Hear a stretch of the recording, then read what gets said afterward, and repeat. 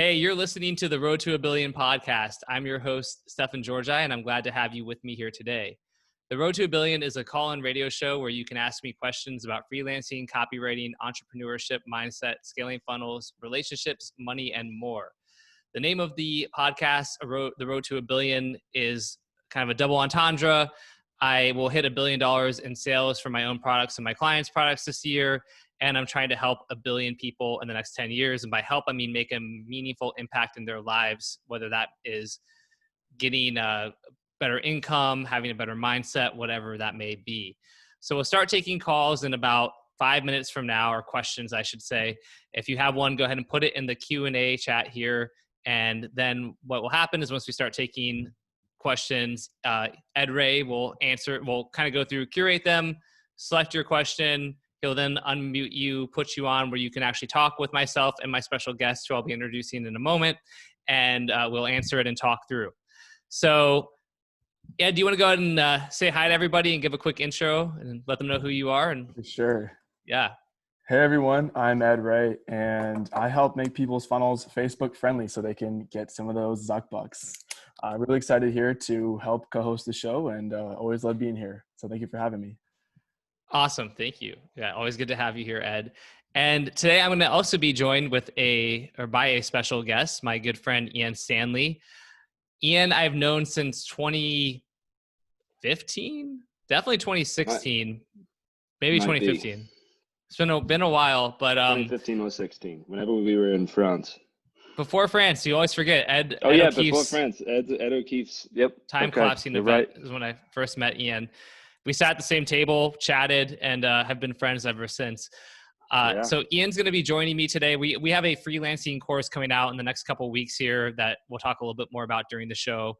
But for right now, Ian, do you want to go ahead and just introduce yourself to people who aren't familiar with you and kind of share who you are and what you're all about? Yeah, super underwhelmed to be here. Don't feel honored at all. Unlike Ed, this just feels like a huge inconvenience on my day, and really wish I wasn't here. But since I am, I guess I'll just try to enjoy myself. My name's Ian Stanley. I am half English and half American, which means everyone thinks I'm Australian. So I just want to get that out of the way, because otherwise you'd be sitting here the entire time going, where's this guy from? I don't know. His accent's so weird. And so I don't know what I can't listen to him because I need to know where he's from first. Or you'd just be like, oh, he's Australian. And so my main thing now, I would say, is that I help people make more money in less time while having more fun. So, and yes, I am Australian. Very good. Very clever little pun there. And you may have seen me, as people are now popping into the comments here, you may have seen my parody characters. I have Lie Topez, Very Grinder Chuck, Can't Gardone, Richer Than You, and a couple of other parody characters, Muscle Funson, Silly Gene, Ryan Danielle Moron. And it's been a lot of fun making these crazy videos. You may have seen them, or you probably haven't. I don't look quite like I do in the videos. And then people go, what? You're the guy from those videos? No way. Billy Jean actually freaked out when he first met me. He was like, there's no fucking way you have an accent, bro. You're American. There's no way. And he literally walked away for about 5 minutes when he first met me. He's like, I can't deal with this right now. And then he came back and he's like, get the fuck out of here. And then I made a Silly Gene parody. So I've written a lot of copy, sold over $100 million worth of stuff. I've made videos of drinking from toilets and done all sorts of weird viral videos, as well as more traditional copy. And I'm very, very good at email marketing and coming up with, if you've ever seen people send from a weird from name, like your abs or your buns or your thyroid, I'm the guy who made that happen. And so I'm relatively creative. Your poop? Yep, that's me. So, if you look up Ian Drinks Toilet Water, I think you can still find some of my videos. How many views do some of those have? Like I remember, like years ago, one of them toilet water ones had millions. Yeah. The most viewed video actually is the one about my dog. There's like 9 million views on Facebook. That's crazy. The story about feeding the wolf and my dog, and then the parodies. I think the biggest parody one has like 100 and something thousand. They're not huge globally, but they're big within our industry. Yeah, and they're So kind of more I've niche done some anyway. weird stuff. Yeah, exactly. Yeah. Awesome. Well, Ian, I'm thrilled to have you here, and Ian and I are going to be answering questions in just a couple of minutes. The one thing the way I start these shows off is with a monologue. However, since I've got Ian with me today as my special guest, it'll be more like a dialogue. And what I want to talk about real quick before we go into taking questions and answering them is really this idea of turning adversity into a weapon. I wrote about this to my email list this morning, and I was inspired to write about it after some conversations with Ian this week. I was talking with Ian about these cool stories of all these people I come into contact with and get to help, and through Justin and Stefan Talk Copy or my email list or whatever it is. And I was mentioning Win, who is in Nigeria. He's 20 years old, and he was sharing content, posting, talking about his story, his struggles, and I ended up hiring him, and people just absolutely love him. He's on the call here. Win, what's up, buddy? Jeff, who's on this call too, Jeff Kahuthu, who's in Kenya, messaged me, was in like 150 square foot, like I was about to say a 1-bedroom apartment, but it was just one room, right, Jeff? It was just like, your bed, your kitchen, your workstation, and like a small room. And then, you've over time become like a really incredible copywriter, and you've got all these awesome clients, and you showed me a picture the other day of like your monitors and computers and your whole professional setup, all this awesome stuff, man. I talked to Kimmy Du, who's on this call. She's 16. She's, crushing it, working with clients, doing all that awesome stuff. Elijah, who's in Nigeria. There's Krishna and Hadley, who are in India. There's all these people who are doing amazing stuff. And the thing that Ian kind of pointed out to me was like, for all of these people who I'm mentioning, who are all incredible human beings, incredible copywriters, incredible marketers, they could sit around and look at being in like Nigeria or being in Kenya as like a disadvantage. Well, if I was in America, I'd have an easier time getting American clients. Or, Kimmy could be like, well, I'm 16, so that's why I'm not getting hired. But instead of that, all the folks I mentioned and more are just, they're taking what could be a disadvantage, as far as getting clients goes and building their careers, and they're turning them into like these wins and these victories. And they're doing it by sharing their story. And when you share your story and you share who you are and where you've come from, and you're really authentic about it, people really resonate with it. And so I think, Ian, like you pointed that out to me, really helped to, I kind of knew it a little bit subconsciously, but I really appreciated that you were so explicit with it, and it was really inspiring. And then with that being said, Ian, I want to let you go ahead and speak to this sort of idea a bit, because I know it is something you're very passionate about. Awesome. Yeah.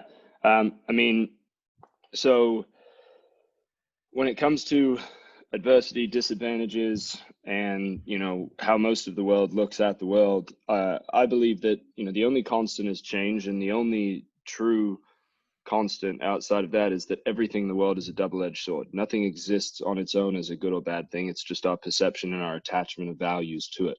The reason why babies are so stoked all the time is because they don't look at a tree and go, that's a tree. They just look at stuff, and they don't have any labels, and so they don't have any attachment values to anything. And then we start to become, conscious little humans who can speak and label stuff, and then we get really bummed out. Or maybe if you, maybe you don't. And I tended to have a pretty good happiness meter, which was nice. But the reality is that everybody looks at somebody else and tends to think, well, they've had it easy or they've had it hard. And the reality is nothing exists in a vacuum as a good or bad thing. It's just the values attached to it. So when somebody, it's very easy to look at my life, and I even have a joke. I do stand up as well, and I have a joke, and, I talk about being about white privilege, and, yes, it's a real thing. And I say, people just look at me and they just assume that I've just had this really easy life. And I have. And and so it's, people just think, oh, a white guy, that's, that's the ultimate right now. Well, the reality is actually it's probably the worst time to ever be a white guy. It's been great for a long time, don't get me wrong, but right now it's, we're not the most popular group of people. But what people don't identify with is the story of, well, so I was born to a mother and father with above average intelligence, who are world-class athletes, who both spent a good amount of time, or a lot of time with me, and loved me. And of course, I'm a human. I have traumas. There were issues, of course. But the reality is, you could look and go, oh, that's a pretty solid, upbringing, right? And then you can look at somebody like Win or somebody in, you know, somebody in Nigeria and go, well, man, they've got all the disadvantages. But I don't have that story. And you do have that story. And we were talking about the guy who's in a wheelchair, right? Yeah, And he's a you can easily quadriplegic. go, right, Real. he's a quadriplegic, and you go, man, that's so sad. And of course that is. But he's got a story that is deeply impactful inherently. And so you can look at these things and go, well, I'm a victim of this. Or you can go, how is this disadvantage my biggest advantage? I've written entire newsletters on this about how, you know, there's two things I want to touch on. One is that we all become a victim of our strengths, and nobody talks about this. Not just that we have weaknesses opposing our strengths, but our strengths quite literally create weaknesses. We become a victim of whatever our strengths are.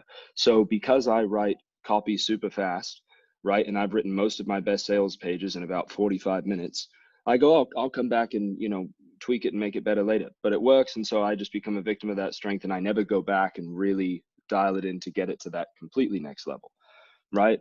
Or you look at somebody who's very good at paid ads and building a list, right? And they're so good at building the list that they don't become good at monetizing the list. We had a guy on a unit call yesterday, which is my membership group, and he was like, yeah, there's this these people are running paid ads. They do 300 grand a month, and they've got a million leads that they've never sent an email to. Now that's because they're so good at generating leads that they don't even bother sending them anything, because they go and sell them to other businesses and stuff. So whatever your strengths are, whether it's, you know, some people go and look at a good looking person, and guess what? Most good looking people aren't that interesting. What's ideal is if you spent a bit of your teenage years being fat and looking like a little girl, which is how I spent some of my teenage years. That makes you develop a personality. And then if you become mildly good looking later in life, now you're interesting. Now, if you're ugly, you end up having to probably be funny or do something else. There's always a resulting benefit of whatever your disadvantage is. So whatever it is that you're experiencing, there is some opposite advantage if you look at it. And this is the last thing I'll say on this, so we can keep going. But when it came to doing stand-up, which is the thing that I love the most in the entire world, I basically stopped for a handful of years, for a few years, because I had this idea in my mind that I don't look like a traditional stand-up comedian. So I would say to my friends, I'd be like, you know, the worst thing you can be in stand-up is an in-shape, reasonably good-looking white guy. Right? There's nothing funny about healthy white people, especially healthy white men. Right? Nothing funny about that. And so I would tell that to my friends, and I just went, yeah, and that's, you know, and other comics didn't like me, to be perfectly honest. They would make comments about me on stage after. They'd be upset. It's like American guys don't like English guys. They're like, oh, you're just gonna come over here and have sex with our women. You just go up and, you know, and I say, guys just assume I just go up to a girl, say a few sentences, and she wants to sleep with me. And it's like, that's not true. Sometimes it's only one sentence. And so that's why I love that joke. But the reality is I let that stop me, because I thought of this thing as this disadvantage of, I don't look like a traditional comic, so therefore how am I going to succeed in this world of, you know, you can be in shape and black, you can be in shape and Asian, you can be skinny and white or fat and white, but you're not supposed, you know, you can be weird looking and white. And so I went, well, there's no space for me in this. And so I let that stop me. And then one day I realized, this is not my disadvantage. This means that I can be the only one to fill that space. I can have my own niche. I can dominate this category and acknowledge it, because other people, you've got to, it's comedy and copy are very similar. The number one rule is to enter the conversation in their head. So when I walk on stage, people typically, I don't want to like this guy, right? He just looks like a bit of a douche. Look at his hair. And then, well, Dane Cook's not a good looking guy. Look at that guy's face. That's not a good looking person. That's an energetic person. That is not a good looking person. And so when you get on stage, you have to enter the conversation in their head, and you have to acknowledge the things that people are already thinking. And that's what I loved about, I don't know if it was Win or if it was somebody else who, we were looking at one of the things they sent to some, or what they maybe sent to you, Stefan. And they're like, I know I'm from Nigeria. I know what you're thinking. Uh-oh, this is another scam. You know, Yeah. You have to acknowledge and acknowledge objections in advance and deal with the thoughts that are going on in their head. And stand up and copy are very similar in that way, where you think of the objections in advance. You think of what are they probably thinking. That's why I have to say the accent thing. I've done that joke for 5 years. I've never thought it was that funny. it has never not gotten a laugh because it's the conversation going in their head. And so whatever it is that they're thinking, you have to acknowledge that and take your what you think is a disadvantage. And what this is what I'll end with this is, make a list of what you think all your disadvantages are, and then make a column right next to it and put what are the resulting advantages you could have from those disadvantages. Well, I'm a quadriplegic. Well, guess what? That makes for an incredible uplifting story, right? It means that you don't have to waste your time with things like running and lifting weights, right? Look at these, as much as that may sound like a joke, seriously, write out your disadvantages and then write in a column next to it all of the resulting advantages that could happen because of that. And it'll completely change your life and you'll stop being a victim. That's awesome, Ian. Thank you so much for sharing that. And yeah, I think just looking at the comments in the chat, people were just like, holy shit, I love this perspective, great insights. This is good. And it is, it's so powerful, man. It's so motivating. And so really glad I know you hate being on this, and I know you're really disappointed that you've had to spend your time here, but really glad to have you here. So cool. I am happy to be here. Obviously. I know you are. And so everyone, just going to get this kind of out of the way. Ian and I have a freelancing course coming out in the next couple of weeks here. It's called Freelancer Freedom. We started we did a live event back in November. So we kind of took people who were already freelancers and we showed them how to triple, quadruple, quintuple their income. So it had a lot of advanced freelancer strategies about how to get better, higher paying clients and do less work, but make more money. And then we went into mindset and a bunch of really cool strategies. So that was awesome. So that's part of it. The course is the recordings from that event, as well as the PowerPoints. But then on top of that, we went and got case studies from a lot of people in my community and Ian's community about how they got their first client, how they got clients early on. There's like 15 different case studies that we'll be starting with, people sharing how they got clients through Fiverr, like Ariba Ahmed, who shared one of the case studies. She shares how she gets $1,000 gig or $1,000 gigs off of Fiverr. For charging $5, she turns into $1,000 gig for content writing. There's people talking about LinkedIn. Kimmy Du has one of the case studies. She talks about what she did with TikTok, which is really cool. There's strategies on going to ClickBank and cold outreach to people. There's just all these amazing case studies. And we did that. So basically there's no one right way to get clients, right? So we put these case studies so that you can look at these different paths and you can try things out and see what works for you. But if you follow that, you will get clients. And we kind of focused on it being how to get your first client. But then really, if I had these case studies in 2012, even 2013, even if I already had some clients, it would have helped me to get way more clients and it would have been way easier and I would have grown my business way faster. So the case studies are incredible. And in addition to that, we've done some other videos about following up, how to kind of post in Facebook and use LinkedIn. We're creating a ton of content for it. So the course isn't live yet, but it'll be live in the next couple of weeks here. And we're really excited about it. It's going to be really awesome. And we're going to send you guys a video from basically how we decided to do all this. I found that the best products I've created have come from the idea of what would I have wanted when I was starting with this, or the way I like to think of it for myself is, what if somebody erased all of my brain of the things I had learned about this topic? How could I learn it in 1/10 or 1/100th of the time that I had to learn it, that I learned it in? And that's where Stefan and I, we were going through these case studies and we were recording some extra content for this course. And we were just like, damn, neither one of us had this shit. No. We just figured it out. We had to figure it out. And especially with freelancing, one of the hardest things when I started, like really freelancing and making good money at it, I was like, you don't know how to set up your deals. And you don't know how to, there's no real way to you have to get experience, or you just mimic the successful people. And I didn't have these really great contract deal setups, and then I figured that out, and that's why I've been able to make so much as a freelancer while not working very much. And so it's really cool that Stefan and I finally are getting this out, because we did this in November, and the results for people, by the way, were crazy. The people who were in the room, one went from doing, his biggest month ever was $6,000. Now he's done over 30 grand a month. He's doing over 20 grand a month consistently. We've had probably 4 or 5 of the people who've doubled to quadrupled their income from showing up just for that one day in that room. And now we've added all these other pieces to the content. And so I'm super excited for people to go through it, because this is stuff that Stefan and I literally didn't have. And I think what separates Stefan and I from so many freelancers is how much we're able to charge and how little we end up tending to work compared to other people who, you know, who do the same type of thing. So if I was a freelancer, it was, you know, it's something that I like not even starting out at any point. We had people who had been doing it for 10, 15 years who showed up and who still double, tripled their income.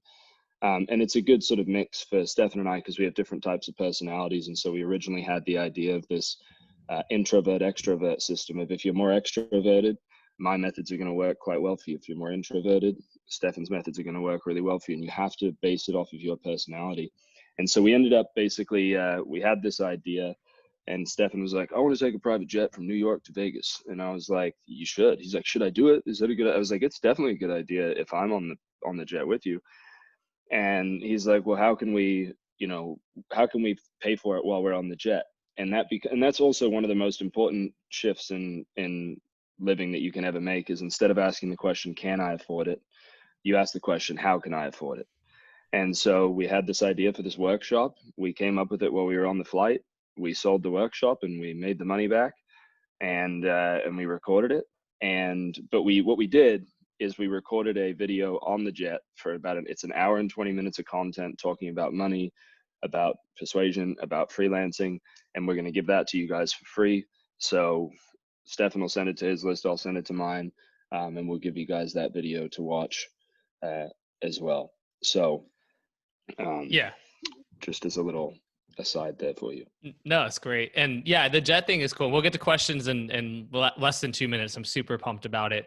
But that is a good point, because like even with the jet thing, like I get it. Not most people aren't going to go get a private jet, but like for us, again, it was like, well, we want to do this. How do we make it work? How do we create an ROI from this activity? And then like by creating content on the jet, it was super fun. We weren't like annoyed. It didn't feel like a chore. We're here just having awesome conversations and recording it. Then, by the way, that also turns the jet flight into a straight up tax write-off, because it was already kind of a write-off, you know, because it was for business travel. But then if the government wants to come to me and like look at, you know, and be like, well, you can't write this whole thing off. It's like, here's the video. We literally recorded and worked on this jet the whole time. So then that entire flight is then a write-off too. And when said, I see the introversion in your eyes, I didn't know, I didn't realize that it was, you know, they were that true, revealing, but I appreciate letting me know when. But the point is, it was turning something, right? That's how you kind of take a liability and turn it into like an asset. So with that being said, let's go ahead and hop in and answer some questions. So if you haven't put them in the QA yet, make sure you do that. And our Q&A. Ed, thanks for, usually, you know, we would have heard more from Ed, and I do miss you and your sweet voice, Ed, but we're going to get some more Ed Reay time here. So Ed, you want to go ahead and just sort of tell us who we got up first? All right. I got plenty of Ed time. I'm good. I'm good on my Ed time. I've been having an hour or two a week with him, you know, and it's just, God, it's excruciating dealing with this kid. Yeah, pretty much. My mom would say the same thing. Anyway, so we have Rihad, who asks, when you're just starting out like a newbie and want to become an email copywriter, what's the step-by-step process you follow? Nice. Rihad, how's it going? Hello, great. Are you hearing me? Awesome. Yeah, I can hear you. Glad to have you on. Yes. So my question is, when you are just starting out and you want to specifically be an email copywriter, what are the step-by-step process you will follow to achieve that? Cool. That's a great question. Ian, since you are a email copywriter extraordinaire, I will let you take the first crack at that one.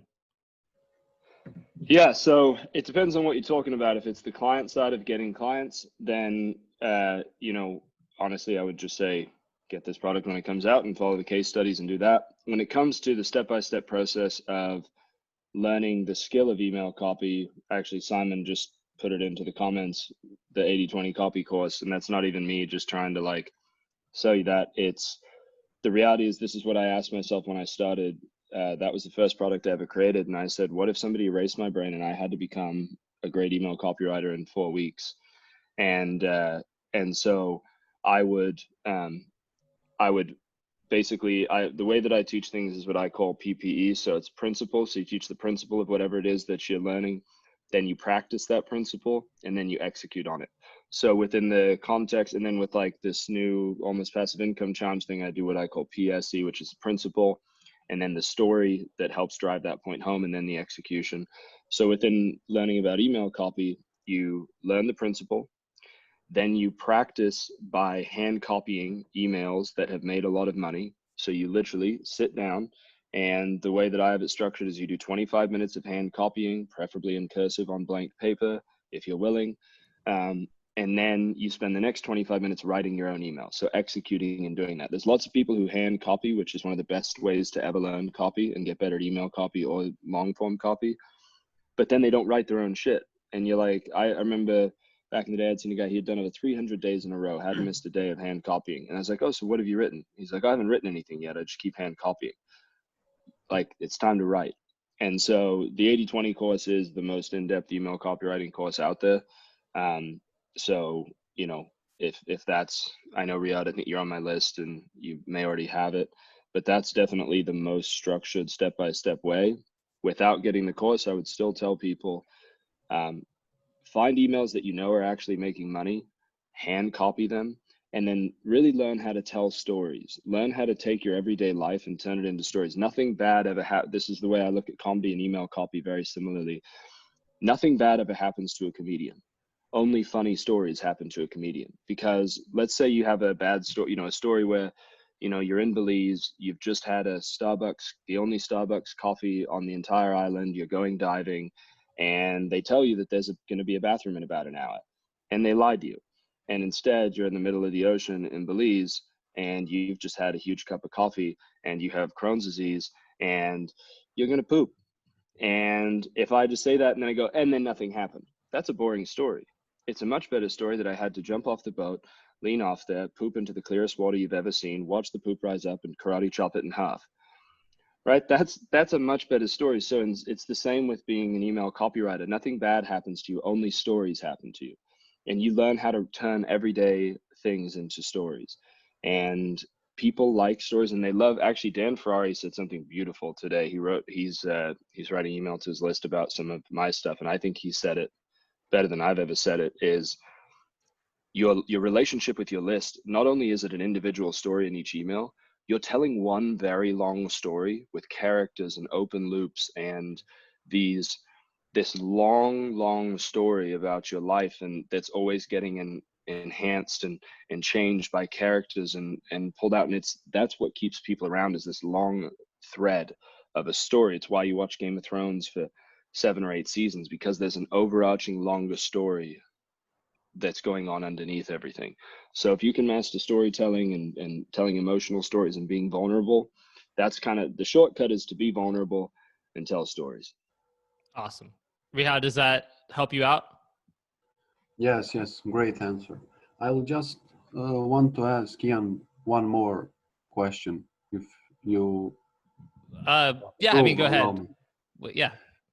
You said, Ian, that the storytelling is the most important part of the email, and I agree with that. And what is the best way to learn telling stories, and what is the best way to learn to tell stories that will rely with my audience? Stefan, you want me to go again? I'm talking. Yeah. Oh, I mean, that's fine. You give your couple of cents here, and then I'll. The best way to learn to tell stories. I mean, I just look at the hero's journey. I mean, there's a sort of a narrative like to it, right? There's usually this idea of, you know, where you started. There was a call to action, something that brought you into action or made you realize that, you know, a change was going to occur. There was a moment where you had to step outside your comfort zone, and there was a decision. You crossed the threshold, and you did that. It was uncomfortable. You faced trials, challenges, and tribulations, and yet you also learned lessons along the way. And ultimately, you came out the other side, you know, as a changed person. And here's what you learned from doing that. And if you look at that structure, it's in every great story, every work of fiction, from 3,000 years ago until today.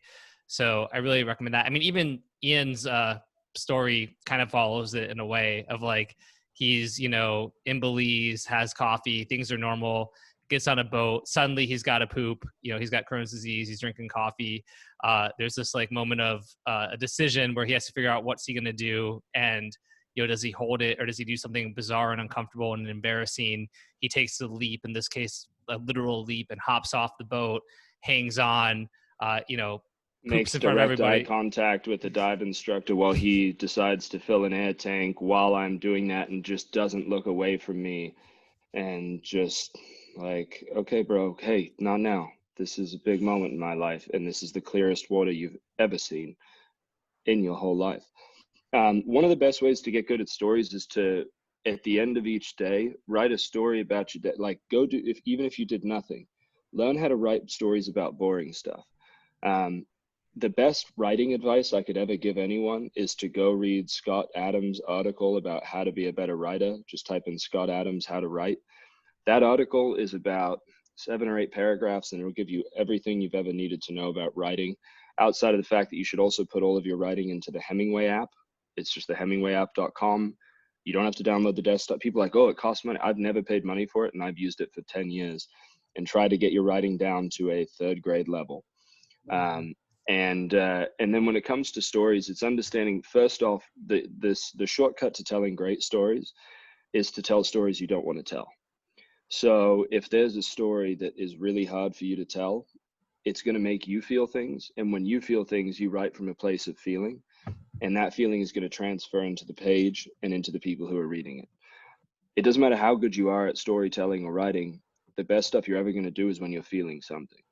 And so if you can tell the stories that scare you the most, here's a shortcut, is you just straight up, you go, what is an embarrassing story? So we used to do this at the workshops that I teach. And when we do workshops again, I still do it, is you start out the day with everybody has to tell an embarrassing story in front of the group. And what happens is it makes you vulnerable. It opens you up. It allows you to feel, and it connects people to you. Connection happens around the rough edges. It doesn't happen in, we don't like, Superman's boring as shit because there's nothing wrong with him and there's no flaws. And so you want to have flaws, and you want to, write those rough edges. And then learning story structure as well, like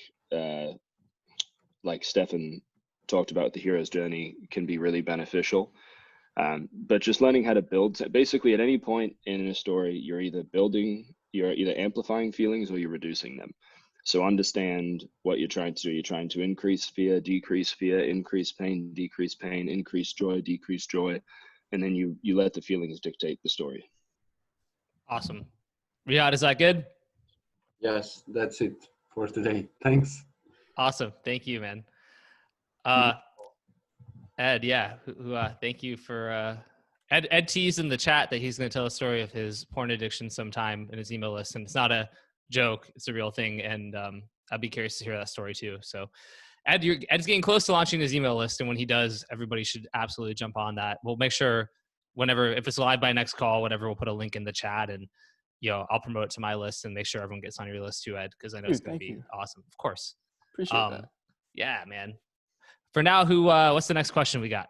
Sweet. Next up, we got Win, the man. So he asks, what should I exactly focus on learning to make my copy a 6 out of 10 in 2 months? What's up, Win? When you're muted, if you want to unmute yourself. If not, we can answer without, but we'd love to have you. There you are. Hello. What's up? Very well. Thank you. Good, man. Okay, so I want to know, what should I exactly focus on learning to become a 6 over 10 copywriter, or improve my copy 6 over 10 within 2 months?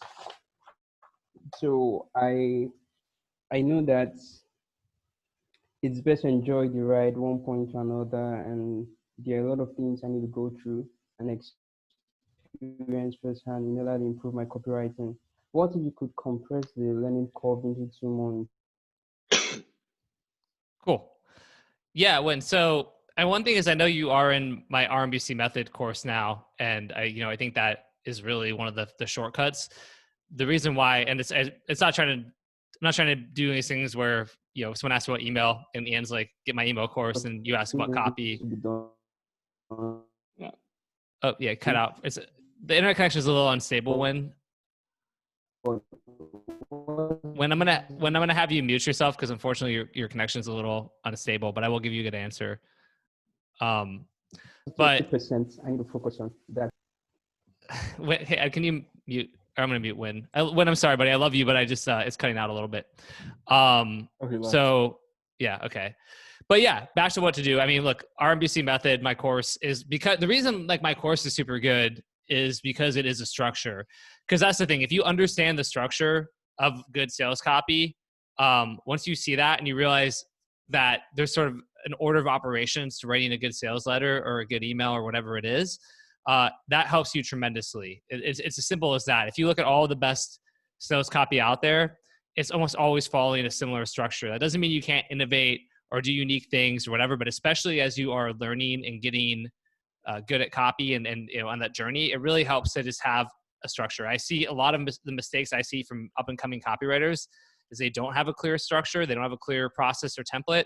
So their copy's all over the place. So you'll read one section that's like really good copy, but then just goes on a complete right turn and starts talking about something else. And they don't have like a narrative. They don't have a thread. They don't take a potential prospect through a journey.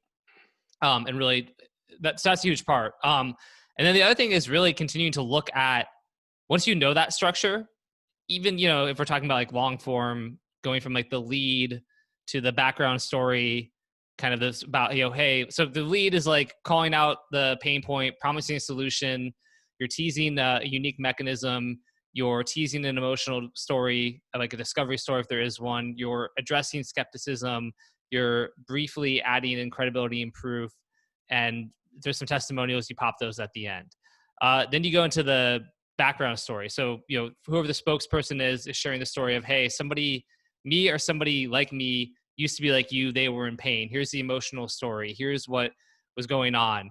There's like always a turning point, right? Going back to the hero's journey. There's some kind of moment that made the spokesperson realize that they couldn't keep going the way things were going. They had to go out and search for truth and answers. They tried traditional solutions. They weren't working. And eventually they stumbled onto the real cause of their problem, which is the unique mechanism of the problem.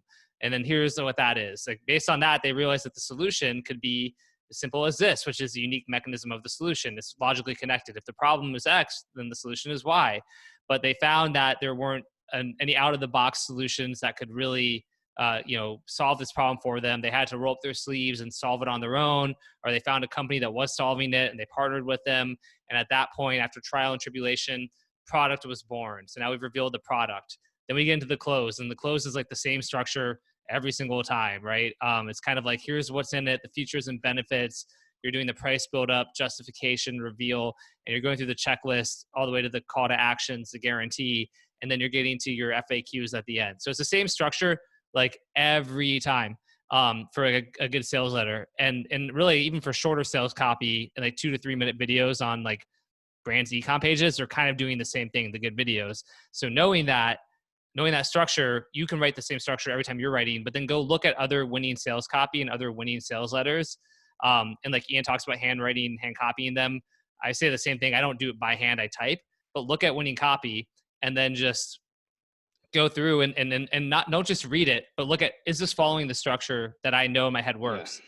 And you'll be like, oh, it is. And then, you know, if it differentiates somewhere, totally cool. Where's the differentiating? And keep reading good letters with that frame, and you'll kind of realize that there's this like, you know, you'll get a rhythm and you'll get much more familiar with it. And with that being said, Ian, I'd love for you to chime in as well.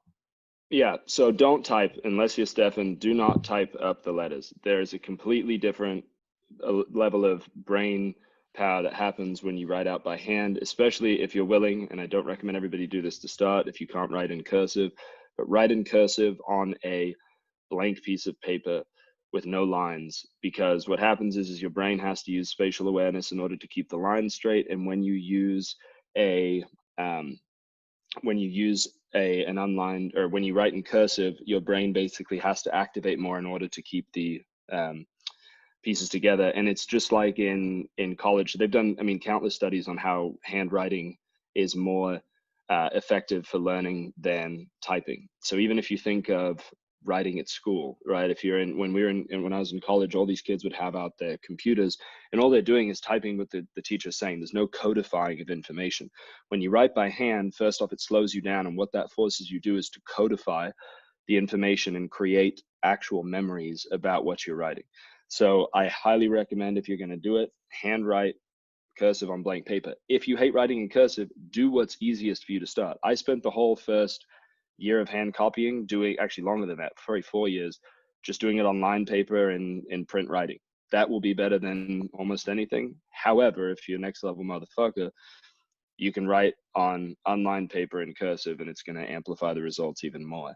So go read Stefan's copy and hand copy it. Right now, Ed is going through a rather intense boot camp that I've been putting him through, where he has to hand copy one of my emails or sales pages every day. And he has to then write a big idea based on what I've written. And so, because he's doing some writing for us and I'm trying to get him to be able to write in my voice to some degree. And so I'm like, just hand copy my shit. There's no better way to do it. And it's stuff that's made a bunch of money. So that's something I highly recommend for everyone. It's just so you just learn at such a deeper level because it trains your subconscious and your unconscious mind. And that allows you to write without thought. When you're not thinking about your writing, that's going to be the best writing you ever do. When it's coming from the base of your skull rather than your frontal lobe. And when it's just your actual self-writing rather than this idea of what you should be writing. But in the beginning, as you move through to where Stefan is or where I'd be at, which would be conscious competence, where you know why you're good at what you're good at. You start out in unconscious incompetence, which means you don't know what you don't know. Then you get to conscious incompetence, where you know what you don't know and you have to improve it. And then you can go to unconscious competence and then up. So basically, you go through these levels. And so I would say hand copying is great. And then, and the reason why Stefan says go get his RMBC course and why I say get the 80-20 email copy course is because in a 5-minute little thing, we can't tell you what we've put together. That's a 30-day course where you receive emails every single day that have been structured and thought out and delivered to you. And Stefan can't tell you the RMBC method in a 5-minute little thing. So, that's why we say that. And then the other thing I'd say is focus on only improving one thing at a time. So when you start out anything, you can get good at a lot of things fast. If you go to the gym and you've never lifted, guess what? You're going to get those gains because you have nothing that you're building on. But once you get good at copy, once you get decent, what you need to do is focus on one piece of your copy at a time. So for me, it was transitions. I could write great sections, but my transitions were a bit clunky. And so this is something I've been working with Ed on actually. And I created a new sort of phrase for this stuff where I say he has what I call these hammer transitions. Like he's got this section and then it feels like you just got hit over the head by a hammer and it's suddenly this other section. You're like, where did that come from? So I call it's a sandpaper transition. So you got to sandpaper that piece of it to make it this really smooth flowing thing. If you read Stefan's emails, they just flow, right? They're very smooth transitions. It may be telling a story and suddenly it's telling you to sign up for something. You're like, how did he do that? It's sandpaper. It's smooth.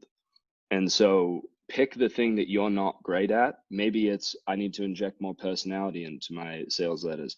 Maybe it's, I need to use more interesting words. Maybe it's transitions, and just focus on that one thing for a week or 2 weeks and then try and master something else. If you try and master every skill of copy at once, you'll master nothing. If you try and master one thing at a time, you'll slowly master everything. That's great. That last part, I mean, it's all really good, but that last part is such golden advice, man. I love it. And the transitions thing is interesting because I do notice that with Copy Accelerator and all the stuff I do. I look at a ton of copy and it seems like a little thing, right? Because even if you get these big sections right, but if you have these really awkward, weird transitions, the minute you kill the flow, it can kill everything, right? The whole goal is that you're trying to like enchant and entrance somebody with your copy. So from the moment they start reading, you don't want them to break that spell until they're done and they've taken an action or done whatever. So even just one crappy transition can just sort of like jar them out of this trance and totally screw conversions. One bad transition can literally stop them reading the entire sales page. Like you might have 98% great, but you have one section where you just lost everyone. And it's just, that's it. they're gone. And what most people is early, right? It's early on in their letter and people are gone forever after that. And so you really need to focus on those transitions and making them smooth, sandpapering them out, because you can feel it. And one of the best ways to get good at copy actually is one more thing: read it out loud. So just read your copy out loud and don't rush through it. This is so painful. If you're willing to do it once, twice, 3 times, even more times, I used to do this when I started out, you will hear all of the shittiness of your copy. You will hear every broken, clunky transition. You'll hear and if a phrase doesn't sound like a human would say it, get rid of it. It has to sound human and it has to flow. And by reading it out loud, it's painful and it's slow, but God damn it, does it make you better. Awesome.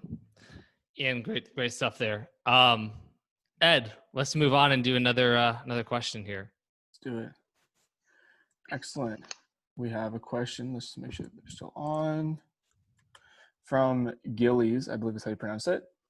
How do you differentiate yourself from others when newer to copy with a limited portfolio, in reference to applying for positions at agencies or getting a shot at gigs? Cool. I think it's Giles, right? It is, yeah. Giles here. Hi. Giles. Hi, Ian. Hi, Ed. What's up? Billy, don't worry, that's fine.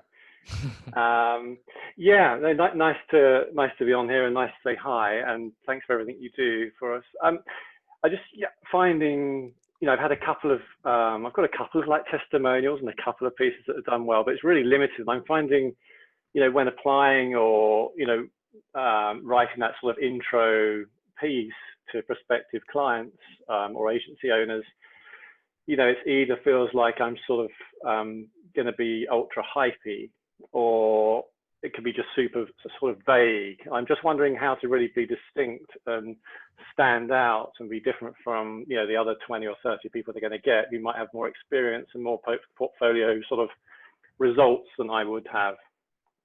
100%. Cool. No, that makes perfect sense. Yeah. The things that come to my mind immediately are, one, like confidence is really important. So just having confidence, projecting confidence. I'll go into that more in a second. And then number 2 would be humor, something Ian's really good at. But and I guess overall, it's like personality. I think the more personality you inject into your application or your cover letter or your email or whatever, the better. Like when I know, can tell you as someone who hires a lot of people, when I get those generic sort of, "Dear Sir Hiring Manager, I have looked with the greatest of interest upon your," it's like, oh my God. Like when I have somebody who comes in and they have like personality, telling a story, right? Like kind of building rapport, being like, "Hey, here's my story," like what we talked about at the opening of this, sharing like, maybe a story of who you are, where you came from, why their job is meaningful to you. So building affinity, if you can see something that they have and you can create a connection, like if they have a profile and there's something you guys have in common, like you're both from a similar place or have a similar interest. But really the biggest and most important thing you can do is, it's really all of that. It's projecting confidence. It's really important.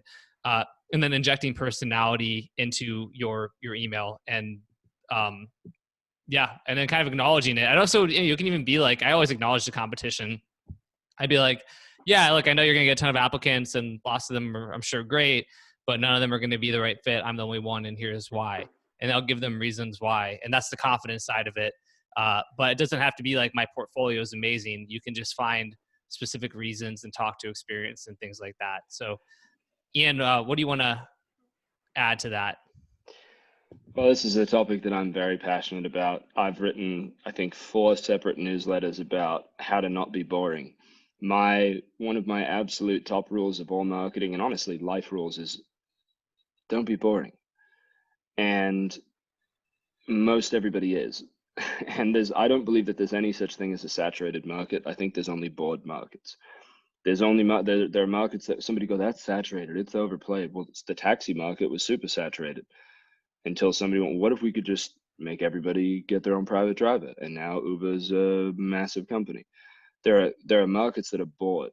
And so and also I'll tell you what, this person hiring you, they're a human being who goes home, who probably has a drink, who probably maybe sometimes has intercourse with their significant other, who likes to swear and watch shows, and they're a human. And we think that because they're at business, they're at a business, that they're not a human being anymore, and that we need to treat them like this certain corporate way, which first off, you probably don't want to work for anyway if they're like that. So what Stefan said, I think is really smart, to acknowledge the competition and do things that other people aren't willing to do, and even things that other people can't do. Be willing to be interesting. One thing is, every time I go to a conference or anything now, almost everybody there has seen at least one of these, parody videos. And so I have an instant, well, these people think that they have a relationship with me, and I don't know them, and then they don't tell me, and they act like we've been friends for a while. I'm like, have we met? Like, I'm sorry if I'm an asshole. They're like, no. And I'm like, then why are you acting like we know each other?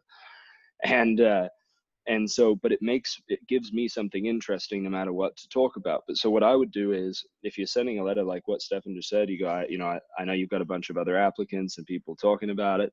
You can even literally be like, but can any of them do this? And then you make a little video and like, I can do this weird thing where I can move all of my hair, right? And you just make a little GIF where you're going like that, and you go, but can any of them do this?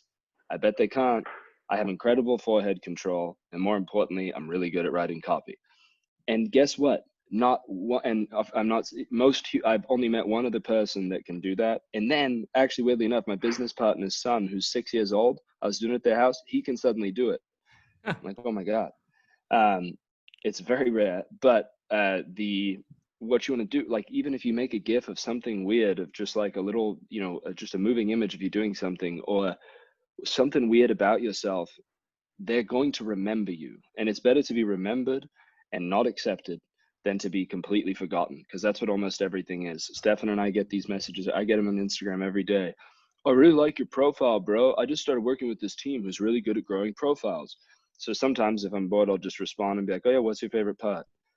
And then they have to go and look and be like, oh, I like this. Oh yeah, which character do you like the most? Oh my God.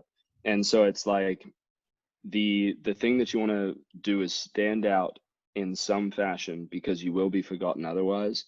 And so just think, what is nobody else willing to do? Yeah, that's great. Giles, does that help? Yeah, that's really great. Thank you, Stefan and Ian. And who would have thought the answer would be jiggle the eyebrows? And I mean, just to finish, I did a sort of like a bit of improv and done some stand up in my sort of things I tried. And it seems as though it gets to the keyboard and the residue of corporate culture that I've been involved in, over the years, not so much now, just seems to all come to life. And like you were saying, all of a sudden goes into, and hello, sir, how can you have, but yeah, to start doing, weird, funny things, and have the freedom to do that. One of the best ways to do that is to pretend like you're writing it to your best friend, at least your first draft. Just write it like you're writing to them, and then edit it for the other way. But don't write it like you're trying to be, if you're writing with someone else in mind, you're not writing. You're just trying to produce something to please other people. Write that first draft for yourself and just put whatever you want to put on the page. Start outrageous. You can always become less outrageous, but start going to the craziest end with just really weird, you can have a weird your from name, you could send from your next copywriter and have a subject line that says, you'll be sad if you don't open me, or something, right? And it's like, hey, this is your next copywriter. I know that sounds like a bold claim, but here I am. I'm a bold guy. See, and then you put you put bold in bold type. Be like, see what I just did there? I even used bold words, and I bolded the word bold. How clever was that? I know, now I seem arrogant. It's okay. I promise I'm good at this. And I'm like, if you write something like that, people, even if they don't respond to the first one or something, you will not be forgotten. And you have so much better of a chance by standing out than by just being another boring bastard. And if you find one that works, repeat the same joke, right? That's what I mean. Great comics, the reality is, there are certain jokes that you're going to tell over and over again. Like I tell the accent one because it's important to whatever I'm talking about. If it works, use it again. They haven't heard it. Find your one little joke that you can put into the second sentence of your approach, and keep using it. Oh, that's really cool. Yeah, thanks, Ian. I think that's really helpful. And it sort of puts a whole new spin on how to approach it, rather than sort of putting them in an ivory tower, and this sort of can sometimes come across a little bit, it's almost desperate, especially in the beginning. So that's really helpful. Thanks, guys. Awesome. Yeah, glad to help. Or if you're Ed and you want to send like a video to someone, have your dad walk in the background and then make it like, Dad, I told you I'm trying to get a job right now. And then have your dad pop up and be like, my son is the best person you'll ever hire. And then have him walk away. You'd be like, damn, that was funny. Like, yeah. It's more important to, Stefan and I went over this in this follow-up thing that we were going through. And this guy followed up with him and then totally dropped the ball. And he wasn't even very good at his follow-up, but he made one joke in the second email. And it was mildly decent. And by being mildly decent, it's great because it's unexpected in email. Now, if a comic goes up and tells an average joke on stage, you're bored. But if you're a speaker and you can be mildly funny, suddenly it's amplified to the nth degree because they're not expecting you to be funny. And now it's a bonus on top of everything else. Cool. Awesome. Sweet. Well, Giles, thank you for asking that question. I'm glad that helped. And Ian, thanks for answering it. Ed, let's keep going here. This is so fun. It's really nice having Ian kind of contributing. This is a really cool format. I like it a lot. Isn't it really nice? Are you guys getting value? Can you put in the chat? You know, I know you are. It's kind of self-indulgent, but I do also want to make sure people are getting value from it. Definitely just wants external validation. That's all. I just want external validation. So if you guys could just provide that, that'd just be super. Damn, nothing's real unless people tell you you're doing well. Okay, you should not learn how to self-validate. You should get all of your validation from outside of yourself, from objects like money and cars, and, sex. It's all that matters. Oh, thanks, Larry. Yeah, I think I'm still waiting for that person one time to be like, no, I fucking hate this, and then it's gonna be like, oh shit, like, let's dive into that. To the end of the call. Yeah, maybe the same guy who does like the dislike, the one person who does like the thumbs down on my YouTube videos. But for now, Ed, let's move on to our next question. Sweet. I just really quickly want to acknowledge Noah's comment. He said, my motherfucker level has been raised 3 belt notches. And that's exciting to hear. It's a very important thing to increase levels in. Congratulations, Noah. Wow. Congrats. Impressive. So we have a question here from Rob Tidwell who asks, how can I get rid of my perfectionism for good? Lol. Or what helped you turn the corner to make it manageable? Rob. What's up, Rob? What up, Stefan? How you doing? And Ian. I'm doing quite well. Oh, hey, yeah. Hey, here I am. Just an afterthought to you, Rob. Hey. This guy. It's been so long. Who introduced you to Stefan, bro? Huh? Some coach somewhere. Some douche. An asshole. Some Australian asshole. Yeah, I don't like those guys. Yeah. Yeah, what's up, Ian? I'm doing great, except for the perfectionism thing. So here I am on your show. Or Ed, by the way. Ed said, who's the real afterthought? No love to our sweet Ed Reay here. Right. He didn't say anything, so I forgot about him. Oh. Well, Rob, first of all, yeah, glad to have you here. Rob is for people watching too. He's a member of Copy Accelerator, and he was at the original Freelancer Freedom event and talked about how he was like, I really want to quit my job. And what did you do a few months after that, Rob? Yeah, I quit my job. Boom. And then doubled my income the same month. So that was good. Hey, you wanna put yourself on camera and just say that again, and then we can clip this out and use this as a testimonial for the Freedom Freelancer event? I have a testimonial from Rob. I got one. Yeah, that was pretty well said. That was about as concise as it gets, though. I liked that. Yeah, I quit my job and then I doubled my income. That's true. We'll always have the audio, but Rob, to your question about perfectionism, I'd love to hear a little background on that. Yeah, so I just feel like everything. So my last job, I repaired crash damaged aircraft, where perfectionism is preferred. So now that I'm a copywriter, it's not quite the same.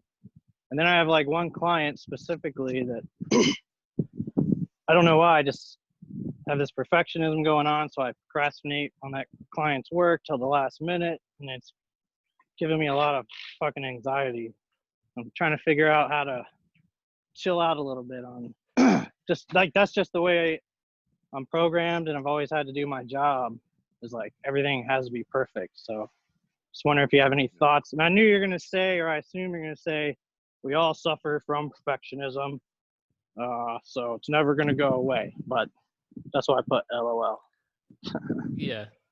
I have thoughts, as I'm sure you do as well, Ian. I'm fine with you. If you want to go first, feel free to. Or yeah. Well, all right. I'm going to go a little meta with you real quick. First off, nothing can give you anxiety. Only you can give you anxiety. There's no such thing as other people making you feel things. You only make yourself feel things. That's the reality of the world. And if you're willing to take responsibility for it and understand that, life can change in a pretty profound way. It's not how you're programmed. It's how you've become programmed through years of greasing that groove in your brain and believing that perfectionism is who you are as opposed to just a thing you do sometimes.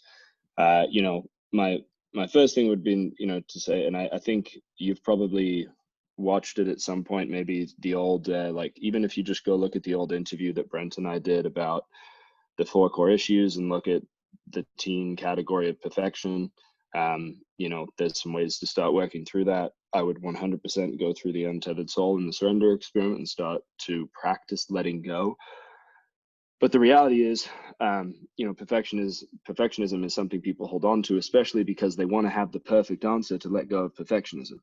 It becomes its own self-perpetuating, you know, machine. And the reality too is that you actually have perfectionism grounded in reality, based on fixing planes, where a mistake costs people their lives. Now, this is my belief about life in general, and I think that, and so we all have different categories where we have perfectionism. When it comes to tennis, I absolutely suffered from it. When it comes to business, I had none. I didn't have to deal with it. I just was like, what, it doesn't matter if it's perfect, just get it out there, get it done, and let people test it. And the great thing about copy is, guess what? People vote with their wallets. Your subjective opinion doesn't matter at all. So you get it 80% ready, and then you put it out in the world, let them vote with their wallets, and then you fix it later. You can't put a perfect piece out because you don't know what perfect is anyway. Perfect doesn't exist. It doesn't exist in nature. It doesn't exist in any sort of realm other than the realm of the gods. And I believe that as humans, we were put here, and if you look at the myth creation stories of different religions and everything, why do you think Eve ate the apple? If God really didn't want Eve to eat the apple, he wouldn't have put the apple in the middle of the fucking garden. He had us eat the apple as humans because the gift of being human is the gift of imperfection. It's the ability to make mistakes. The first thing we did as humans is fuck something up. And God, or the gods, or whichever you want to believe in, is jealous because he has to be perfect. And as humans, we are allowed not just the luxury, but it is our purpose is to make mistakes and to grow. That's why we're here in this realm. So it gives me deep peace and to understand and know that I'm going to make mistakes. And mistakes no longer become something I just tolerate from myself, but something that I can celebrate in the sense that I'm moving fast enough and doing things that matter enough that I'm willing to make mistakes and expose myself to that possibility. And so stories can change the way you feel if you can change that identity statement. But I will say, if you continue to say the identity statement that I am a perfectionist, just like if people say I'm a procrastinator, well, of course you are. You just fucking told me. It's like people who go to a doctor and they go, oh, you have anxiety. And they go, oh, I have anxiety? He goes, yes. Do you feel less anxious now? They go, no, I feel more anxious. I have anxiety. Didn't you just hear what you told me? You self-diagnose and you fulfill the prophecy of whatever it is that you continue to tell yourself is your identity statement. So if you're willing to stop calling yourself a perfectionist, that alone will start to let go of the grip it has on you. But especially with something like copy, the best, this is a great story for everyone here. Gary Halbert wrote something in one of his newsletters that was along the lines of, fuck Dan Kennedy. And it's like, what? And he's like, that guy makes way too much money and doesn't work anywhere near as hard as I do. Gary Halbert spent like 1.5 years writing his 1-page coat of arms newsletter, sales page, which made a bunch of money. It was done 18 months earlier. He just kept trying to fiddle with each individual word. And he goes, Dan Kennedy, he just puts it out there. He just writes it, it's good enough, and he puts it out there. The difference between making a lot of money from copy and not a lot isn't necessarily the skill, it's the willingness to be done and send a version that's not perfect out. Version done's better than version none. You know, it's better done than perfect. You can hear all these phrases, but you have to go deeper into yourself to go and unhinge some of the, you know, the deeper blocks that you're dealing with. But the easiest, and well, it's not easy, but the fastest way to start to go through this is to let go of that identity statement of I am this. I am, instead of I'm a perfectionist, just start saying, every time you hear that, reaffirm it as I'm willing to make mistakes. I accept my mistakes as a part of my humanity. I think as well, and there's tons of gold, but I think the other part to that too is, like, Rob, I would guess part of the perfectionism of this client is just the fear of failure, right? So perfectionism is this protection mechanism, because you're like, well, if I keep putting it off, keep delaying it, every day I don't send it in, every day I don't start the project, that's one more day where I can't fail, right? But then, of course, that creates anxiety. Sorry, Yep. And so I think that that's like something that is really important to realize too. Like it's like, yeah, sure, in the last job with airplanes, it had to be perfect, but I think looking at the why behind the perfectionism is really important too, and thinking about how you're using this protection mechanism. And then to Ian's point, you have to remember what copy is. Copy is an iterative process. It's not giving somebody the Mona Lisa and being like, here it is, and then nobody ever tries to do anything with it again. Copy is giving somebody, it's testing. There is a scientific advertising component, right? It's here's what I have. I think it'll go great. Let's test it. If it's not great, then we'll do tweaks, we'll change. And so you're doing your client and yourself a disservice as a copywriter and marketer if you're holding back so much by trying to make it perfect the first time, because it's not going to be perfect. Even like to just a story, I kind of mentioned this on a copy accelerator call 2 weeks ago, but something I wrote for VShred, the newest thing for an info product. I hadn't done info product copy in a couple of years, and they need to convert at 1% based on their traffic and all this stuff, and it's converting at 0.60%, and I totally expected that, and they did too, so it's totally fine.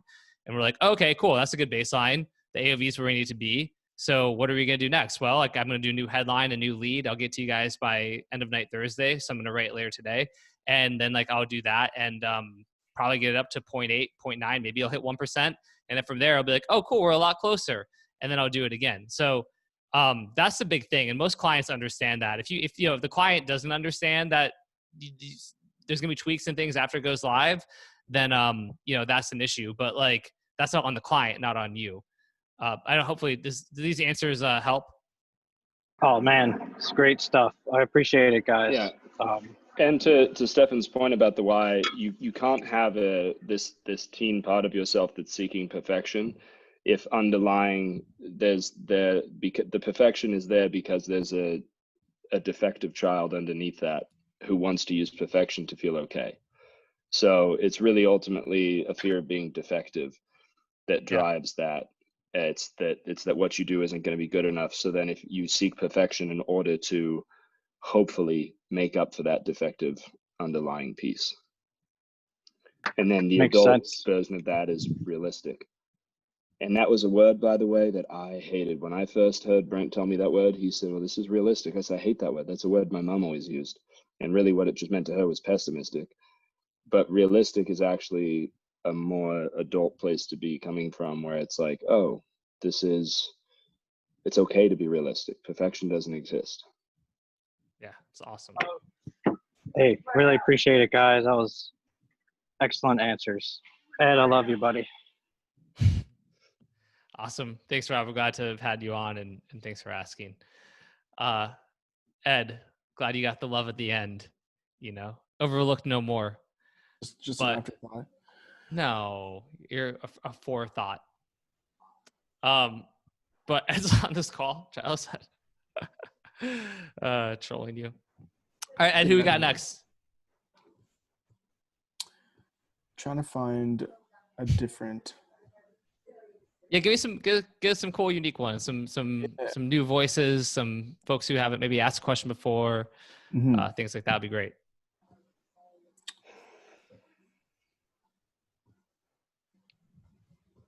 I've been looking, but there's some interesting ones here. Okay, cool. Okay, here's a great question that I think Ian would kill at. So let's do this one. So it's a question from Simon. Simon asks, do you recommend a process or structure to get better on video for marketing? Nice. Hey, Simon. Hey, Stefan. Hey, Ian. How you doing? Ed. Thanks. I'm doing great. Good to see you guys. Awesome. Yeah, glad to have you here. So yeah, you want to give us a little context on that question? Yeah, so the context is like, I can write and I feel pretty capable with copy. When it comes to getting on video, maybe it has to do with the same issue that Rob was talking about, like self-judgment, being on camera, overthinking perfection. And there's a little bit of resistance because I know like video is great for building up trust. So I was wondering, like, what do you got? Do you guys just like point and shoot? Like, do you follow like a certain structure? I'm just struggling with a little bit of probably it's like the same issue, like judgment and just maybe overthinking it. So, Totally. Yeah, That's a great question. I'm going to actually talk for 30 seconds and hand it off to Ian because Ian is the one who's great on video. For me, like in my experience, just because I've been making more videos and even in the last couple of weeks, I put 2 shorter videos on YouTube where it's like me holding camera and talking. But it took me a really long time to do that. And I think it was just a fear of putting myself out there. What helped for me was just creating more content, like doing this show and realizing that I had a lot of content out already. And then just feeling like looking at all these other people who are doing it and realizing that I'm doing myself a disservice and doing others a disservice if I don't share what I have, and being detached from the outcome. For me, the detachment's a huge part of it. Like if I'm detached from what's going to happen if I don't worry about the views or the likes or whatever it is, because that's not where I'm going to get my validation from. Having made jokes about external validation a minute ago. But really it's like, it's okay if a video bombs or if nobody likes it. And I'm just doing it because at least if I have something important to share, then it's almost my duty to put that out into the world. And if people respond to it, awesome. If they don't, no problem. But that's just my philosophy on it. But then Ian, who has, gotten millions and millions and millions of views and does a lot more video than myself, I'm sure will have a lot of Tens to add. Tens of millions. Tens of millions of views. God, Stefan, how am I supposed to get externally validated if you don't use the right statistics that are supposed to stroke my ego in order for me to feel like a significant, worthy person? Sorry. So, everybody's got a different style. So again, so much of the advice people give online and just in the world is based on their own unique personality, and we're not all the same. So for me, I excel in live video and doing things off the cuff. I've also written so much copy in my life that I can speak copy, and so I have a unique ability to get on camera and record a VSL in 4 minutes, or even the most involved one I did with the most moving pieces was 2 weeks ago. In one day, I wrote and recorded and directed the entire VSL for the Choose Gut Health. There it is, just happens to be sitting right next to me, supplement that I'm launching.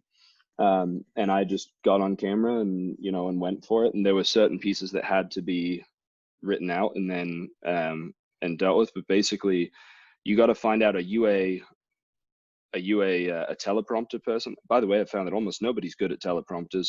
It turns people into stilted little robots. One of the best tips I can ever give, because what I did is I was on video a lot, and then I wanted to see if I could direct people and get paid to not have to be on camera.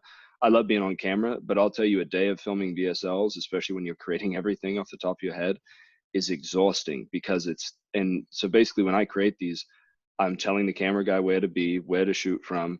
I'm writing the copy either in my head or on paper. I'm standing in front of a camera. You're constantly on. And so I started working with other people, and I'd stand behind the camera and tell them sort of what to say and give them pieces. And one of the best things you can do is get yourself into the right emotional state. So whatever feeling you're feeling, that's going to be transferred through video. So you could say the same exact copy in the same exact amount of time in a 3-minute video, record 2 versions, same exact words, but your energy could change the conversions by 100, 200, 300% just from where you are in your own energetic place.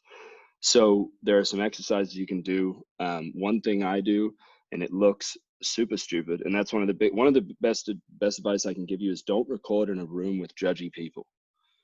There are certain people who will stand in a room and they just go like this while you record. It makes you just not want to do it. record with people that you enjoy, or I do almost everything on my iPhone now, and I just hit record and I just start going. The more I think, the worse it goes. But the thing you can do is literally stretch your mouth out and do the how now brown cow. The arsonist has oddly shaped feet. And you go through these ridiculous oratory exercises, and it actually loosens up your jaw, gets you moving. I'll jump up and down, I'll do push-ups, and then what I'll do is I'll actually hit like forehands and backhands as if I'm playing tennis, and I'll fully engage my body. And what happens is, because I played tennis since I was 3 years old and at a high level, I know my body gets engaged and I start moving in that way. And so if you're a golfer, you use your golf swing before you record. If you're a baseball player, you practice swinging a bat, and it engages your body and gets your body into what you're recording. And so the most important piece is getting that feeling right and feeling good about getting on there and tapping into your own feelings. Again, this is all very weird to be talking about in the context of sales, I'm sure, but that's going to make one of the biggest differences is how you feel. And trying to find your style. Is your style, you make 4 bullets and then you fill in the gaps while you're speaking? Is your style to write it all out beforehand? And Perry Marshall has a really great thing called the marketing DNA test. You can take it for free. It's like a $37 test. There's some way to take it for free. It gives you your scale on live or recorded for videos, your preference based on your personality. I was a 10 on live. If you're a 10 on record, if you're a 1 and you're over at recorded, then you need to play into that strength of your own and understand yourself. Does that help? Yeah, absolutely. So I got state management and then just letting go of outcome, but I like the exercises. Super helpful. The exercises, so like, and I know you're athletic, so like move your body and engage your body. That's one of the best things you can do. It's like the old, Ricky Bobby, like, I don't know what to do with my hands. Do I keep my hands up here, or what do I do with them? And when you feel that way, it's very hard to record. Awesome. Thanks so much. And have fun. Sweet. Actually, there's rule number 1. Try to enjoy yourself, because your fun becomes contagious. Absolutely. Cool. Thank you, Simon. Thank you. One thing, Ian, I want to add real quick is that's actually just like a good rule for almost everything, right? Is having more fun. Like I was reviewing somebody's copy the other day, and she was like a really talented copywriter, but there was just no personality in it. She was, and she was so focused on just kind of checking all the boxes that I think I could just feel the restraint. And that the biggest advice I gave her was inject more personality. Please, have fun with it. And you can just tell when I read copy that's not fun, you can tell. But it's the same thing with creating videos or writing emails or talking on stage, or going back to the answer we did about applying for jobs and things like that, and having fun with your application. It sounds so silly. Yeah, it's so simple. And one of the most powerful and effective things you can do is to just bring like joy and happiness and fun into like every action you take in life. And yet so many of us feel like afraid, like we have to keep the fun bottled up, that we need to keep it inside, and it just makes zero sense. So I just really love that. Society has taught us that you're not supposed to have fun and make money at the same time. They're supposed to be separate activities. It's in our culture. And so when you realize that you can have fun, and the more fun, I have a weird thing in my life where the more fun I have, the more money I make. Every time I try and push down my fun, I make less money, which is cool. But it makes you feel stupid when you stop having as much fun, and then you watch your bank account also decline. You go, not only am I having less fun, I'm making less money. Yeah, totally. That's a great point. All right, Ed, I know you've got a hard out today, so let's get to another one or two. So Ed, who's next? Mr. Pettit. Nice. Ian, the other Ian, says, often when I'm feeling ambitious or inspired, I think that I can do it all. But even when I have a good streak of productive, engaged days, too often I find that one or more of my projects is lagging behind schedule. To make up time, I end up sacrificing good health habits to put in extra time to catch up. This then has a rebound effect, making me less effective for the next day or more. How do you keep progress when trying to run multiple projects at once? It's a great question. It is. I have thoughts. Ian, what's up, buddy? Go ahead, Stefan. Can you hear me, first. gentlemen? I can hear You you. meant me. All right. Oh, no, the other Ian. Oh, hey, Ed. Ian 2.0. Hey, Ed. Thanks for taking my question. Hey, you got it, man. Oh, man. Yeah, Ian. So that was pretty Ian Pettit, that was pretty self-explanatory. Do you have anything you want to add to it though? Any additional context? I mean, the context for me is just that, I try to fill a lot of roles, husband, father, son, friend, band member,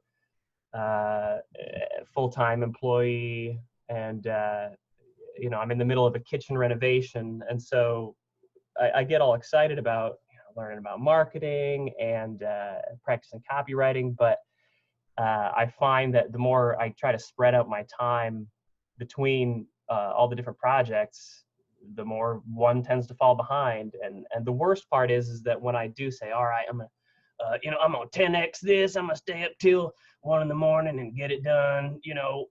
The next day I'm just complete and total crap, and oftentimes days and days after that. So what I sort of know in my head is consistency is key, but I can't decide if I should keep all the things on my plate that I've got and just try to stay consistent and do a little bit at a time, or find ways to set certain things aside and just do one thing till it's done. Just any insights you guys have, especially Stefan. I know that you have talked before about taking on too many projects and getting too excited about stuff. And so, how have you alleviated that problem without getting burned out? Or, like I said, the worst part is that I end up ineffective because I push too hard and then I just run out of gas the next day or two. Totally. Yeah. I mean, my initial instinct would be that you're probably doing too many projects. And because especially if you have a streak of being motivated and crushing it and all that, and yet you're still feeling like you're behind, usually that's happening when you've got too many things going on and you do need to cut back. The easiest answer is doing fewer things, taking on fewer projects, but getting paid more for those things. So creating, a better outcome and a better ROI on sort of those activities and your time. Let's look at it quickly. What are some examples of the projects that, you're working on currently? Besides, I know you do the personal ones, but how about let's focus on the professional stuff. Well, the professional stuff is really just the conflict between having a full-time job that sometimes expects overtime, especially this time of year, even with working from home right now, and then trying to find time to work on any copy projects at all with, I got a 4-year-old and a 7-year-old. I try to spend some time with my wife and all of that stuff. So there's not that many professional projects, actually. I barely have time to fit the full-time job and any copy projects in at the same time. Got it. And then on top of that, obviously renovating your house and the family stuff. Sure. Yeah. I guess the thing that I would say is you get to control your time. The copy does it make sense to not do copy projects right now? Maybe. I mean, if that's actually kind of the conclusion I came to. Was I think I'm at least going to finish my kitchen, maybe do the bathroom, and then just tell my wife, hey, I'm not going to work on the house anymore. I'm going to try to make some money, which sucks because the thing that concerns me about it is losing the momentum, losing the chops, losing the edge. Yeah.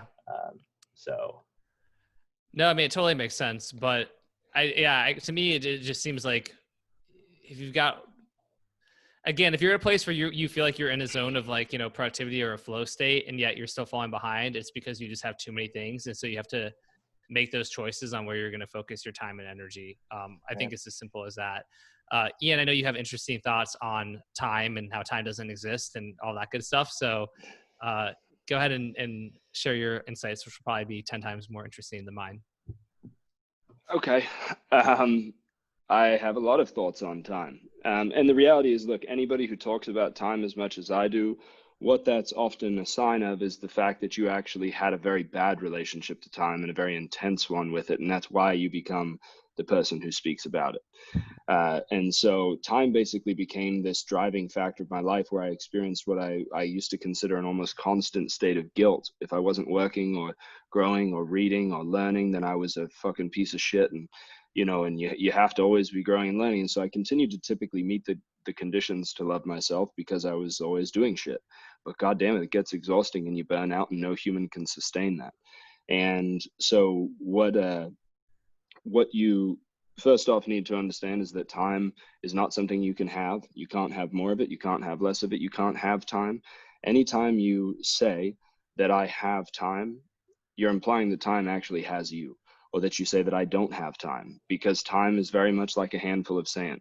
The harder you grip it, the harder you try and hold on to it, the more of it slips through your hands. You typically experience time in one of three ways. The first way is that you don't have enough of it and everything's chaos, or you have too much of it and you're bored out of your mind.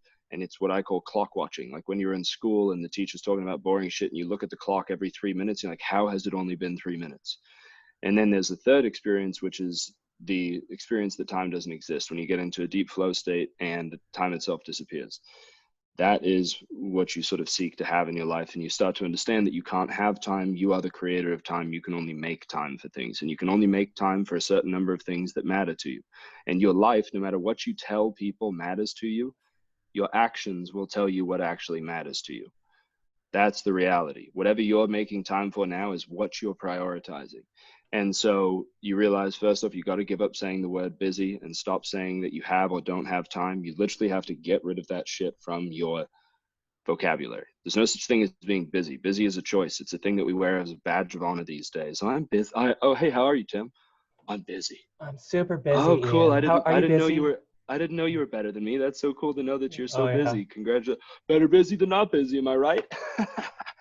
It's super common. No. It's super common. It's like the default response. How you doing? Oh man, got a lot going on, which is it bugs Busy. the crap out of me, you know. Busy, you know, and you can have a lot of things going on without being busy. You can make choices. And so it's the Newtonian time versus Einstein time. I recommend reading that chapter in The Big Leap. But what I'll say is, you're doing too much. It's the last thing you want to hear. I have been there many times. I have a tendency to basically believe that I can do everything and all things all at once, and that I am God Almighty, and that there is nothing I can't do. And then I find out very, very quickly, God reminds me that I am in fact a mortal human who cannot do everything. And so I have to make choices, and they're hard choices, and you have to decide what really matters to you, and you have to put those things first. And so I was in this mastermind group, and Tucker Max, who wrote, I Hope They Serve Beer in Hell and all these books, which was sort of crazy because I read all his books growing up, and then here he was sitting across the table from me, and I rattled off what I was going through. This is maybe 5-6 years ago, and he just writes on this piece of paper in very Tucker fashion, and he just goes, put the things you love first in your life. He's like, this is your answer. And I was like, oh, well, that's very simple for you to say. And I was also told to get a therapist by him and by John Carlton. And then when I finally did, after not listening to them, I tripled my income immediately. But the reality is, you're going to have to let go of some stuff. You're going to have to give up some of your stuff. And I've gone through this multiple times. I had at one point 6 or 7 businesses, and I found that I do best with 2. I finally got down to 1 business recently, and it's been growing exponentially. But what I've found is you have to understand, again, your personality. So what I've done is I have these side projects. And so now what I'm doing, and this is a new thing as of this week, is I'm only focusing on my 1 business Monday through Thursday. And then I'm only allowed to work on my almost passive income projects. So my business is called Almost Passive Income. And then I have these side projects that create almost passive income, and they're only allowed to be worked on Fridays. So it gives you this separation, because most fuel in a jet is used on takeoff and landing. It's not used to stay in motion. So if you're constantly switching gears from fixing the kitchen to writing copy to talking to the kids to talking to your wife, all of that fuel is getting burnt up by switching gears. If you can sit down, turn off the phone, put it in another room, put it in a drawer, turn it upside down, and just do one thing, that's what's going to make the biggest difference. It's very much, this guy just explained it to me in maybe the best way I've ever heard. You're trying to start a fire, and you've got a magnifying glass, and you're holding this magnifying glass for 10 seconds over here, and then you move it over here for 10 seconds, and then you move it over here for 10 seconds, and then over here. Nothing's going to catch fire because you're not actually focusing all of the energy on this one thing.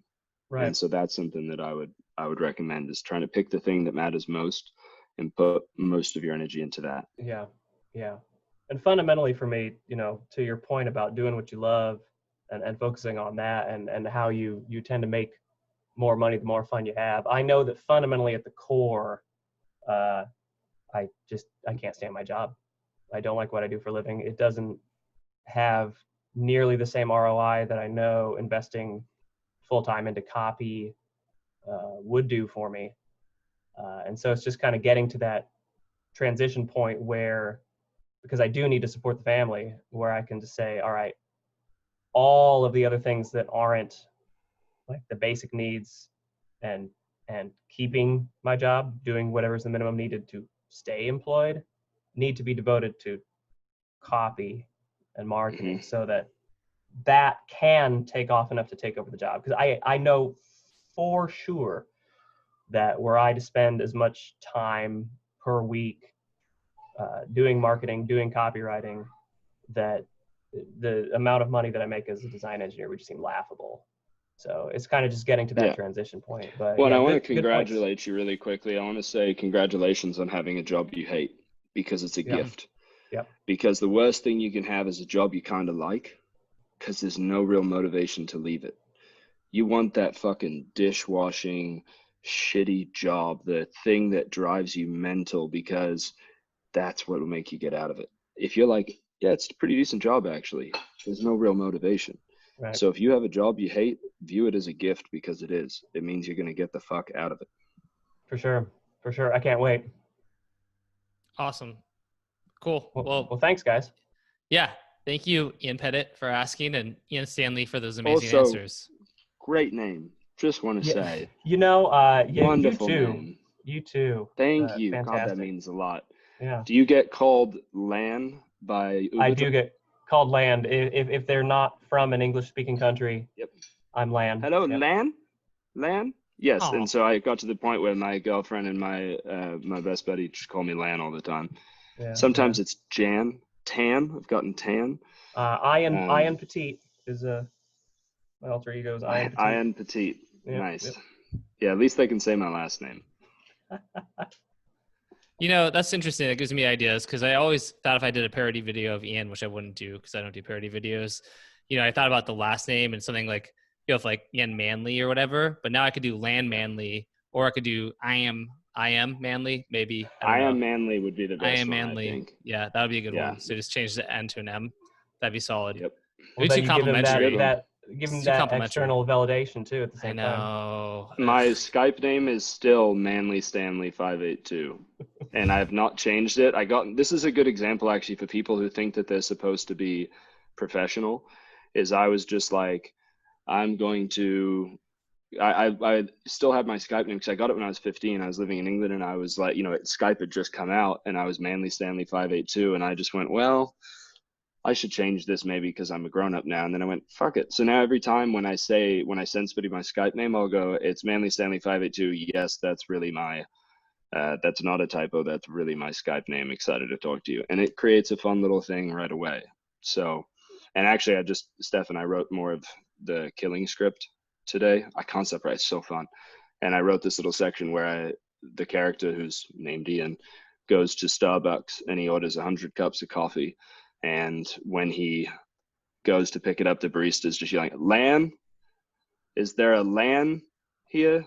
Lan? And I just go, yeah, I'm Lan. Just give me the fucking coffee, please. So it's given me some nice material. Excellent. Awesome. Well, Ian Pettit or Lan Pettit, you know, Lan Petit, thank you so much. You can call me I Pettit if you want. It's fine. I Pettit. Perfect. Well, hey, appreciate it, man. Thank you so much for the question. Glad to take care, guys. Glad it helped. Awesome. All right. Now, Ian Stanley, we are basically going to wrap up here, but I wanted to just rapid answer a few quick questions or one or two in the chat. One that is from Lutfi, who this is his third time asking the question, so I wanted to get to it. I don't have Ed to like remove people from like as like panelists and do stuff, so I have no idea what I'm doing anymore. So you guys might just see Ian Pettit up here anymore. Oh, can I hide him? I don't know. I'm going to hide you, Ian. Okay. I don't know if that actually worked or not. But Luffy said, how would you rate a promo if the vehicle for the unique mechanism is unique too? The context is I was writing a real estate financial promo and the investment vehicle was a tiny house, which is a relatively new concept vehicle to people in the market. I feel like I had to educate the reader twice. Firstly, what's a tiny house? And secondly, the unique mechanism for the investment. So I realized that the lead ended up being complicated, which affected conversions. Another example, let's say for a supplement promo, there's usually a unique mechanism for one of the ingredients. But what if now, instead of a pill or capsule, the vehicle for delivering the ingredient is something unconventional like a Band-Aid or a suppository? Lol. Yeah, weird, I know. Yeah, I mean, honestly, Luffy, my answer to that is probably you're overcomplicating it a little bit. Definitely on the supplement one, because like I just still go with whatever the unique mechanism of the ingredient is. And then when you get to the product reveal and you're talking about the product, that's where you can kind of share those, how it has its own, unique delivery system as well, and take a few seconds to explain that. But people don't really care that much about the unique delivery system. They care more about like the result that they're going to get. They care about knowing why they're having the problem and then knowing what the solution to the problem is. And so unless you want to make the whole thing about, you can pick, I guess, if you want to make the whole thing about how, like if it's vitamin C, you're not going to really have a great unique mechanism for vitamin C. So there, maybe in your offer, it's like how, most people take vitamin C supplements and never actually get the nutrients that they want. It's because of like the delivery mechanism. That's the problem. So the solution is to create a new delivery mechanism, and here we go. And then we would just have that. You want to just have one mechanism though, every time. Something with like the kind of investment promo you referenced. If it were me, if the tiny house thing, if nobody's heard of that, and like that, like, and it's a unique way to invest, then that to me is the mechanism. So like, here's the problem of traditional investing. The solution has to be this new thing. Well, it turns out, we've taken it and started leveraging it, and it's called the tiny house or whatever it is. So in that case, like, the tiny house is the mechanism, and you can kind of explain what makes it unique after that. But basically focus on one unique mechanism, don't have two. And you can always mention something unique about something, like about the product later, without it becoming the mechanism. So that's the answer to that. This tiny investment leads to massive returns. Ooh. Right. And yeah. It's you. What I'm about to show you is quite literally a tiny investment, but the return can be huge. And that's your first line of because when you say literally tiny, and then your second line is, and I don't mean literally like most people mean it figuratively. I mean, literally, this investment is tiny. I'll explain that in just a second. And then that is its own unique thing. And I'm curious, what is the big idea?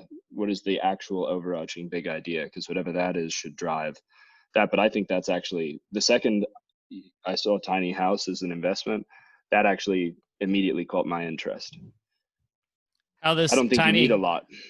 How this tiny house investment led to a mansion, in a 10,000 square foot mansion in Connecticut.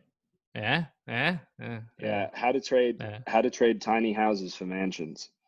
Like that's a pretty cool little idea, Yeah.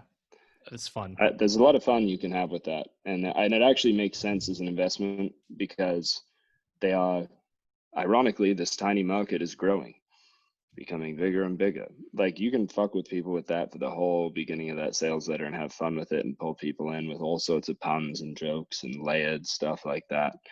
And so, and because it's so small, people tend to overlook it and But it's an interesting concept. I bet those actually make money just because people are getting more and more intrigued by that idea. Yeah, that's awesome. The one really quick one I'm going to answer for you, Justin Lucas. When you do initial tests on your supplement offer, should you have your upsell different from the main product ready, or is it okay to just start with a 1-6-3 6-bottle upsell, 3-bottle downsell? Yep, it's totally fine. Just start with that. You don't need to worry about the cross sells. Just get it out there, get data. The second and third upsell are going to be such a small amount of your overall like revenue that you should have them, but it shouldn't hold you back from launching and testing. So I want to just answer that one real quick. And I'd love to answer more, but unfortunately I do want to respect Ian's time, and I have a call pretty soon too. So we're going to be wrapping up here. I want to thank everybody for attending and asking questions, interacting. The chat was so fun reading everyone's kind of comments in the chat. I want to do a huge thank you to Ian Stanley for joining me on this call and for answering questions and just killing it. Good thumbs up, Ian. And I do really appreciate it. I love you, and I'm so thankful that I got seated next to you at a table in 4 years ago. I know, man. It's led us down a pretty awesome path. I still have to send you the story I wrote about France because it's wild what has occurred from that trip to that mansion and taking a leap of faith and investing money that at the time I didn't really have, that turned into what's been millions now. So on that note, I would like to say you should definitely buy our freelancing product when it comes out.